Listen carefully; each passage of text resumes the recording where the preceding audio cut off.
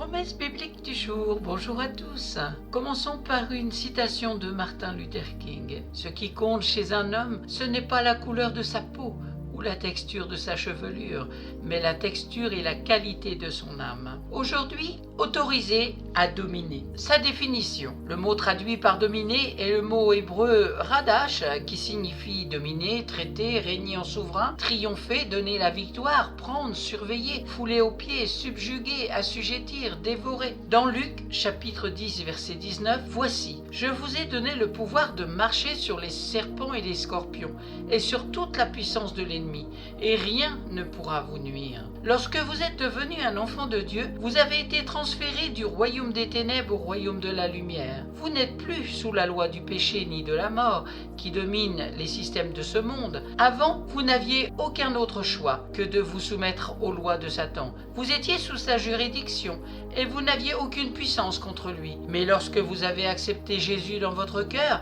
tout a changé. À partir de ce jour-là, Dieu vous a autorisé à menacer et à détruire tout pouvoir de l'ennemi sur votre vie dans le nom puissant de Jésus. Dans Éphésiens chapitre 2 versets 4 à 6, il est écrit « Mais Dieu qui est riche en miséricorde à cause du grand amour dont il nous a aimés, nous qui étions morts par nos offenses, nous a rendus à la vie avec Christ. C'est par grâce que vous êtes sauvés. Il nous a ressuscités ensemble et nous a fait asseoir ensemble dans les lieux célestes en Jésus-Christ. Pour exercer notre autorité, nous devons premièrement comprendre notre position en Christ. Il n'y a aucune raison pour que vous viviez en dessous des standards établis par Dieu pour vous. Le manque, la maladie, la pauvreté, les oppressions démoniaques n'ont plus rien à faire dans votre vie. Dieu vous a donné une position royale. Vous êtes assis dans les lieux célestes avec Christ. Quelle bonne nouvelle! Si le diable vous écrase, cela veut dire que vous ne connaissez pas vos droits, ou soit vous ne les exercez pas. Genèse chapitre 1 verset 27, Dieu créa l'homme à son image.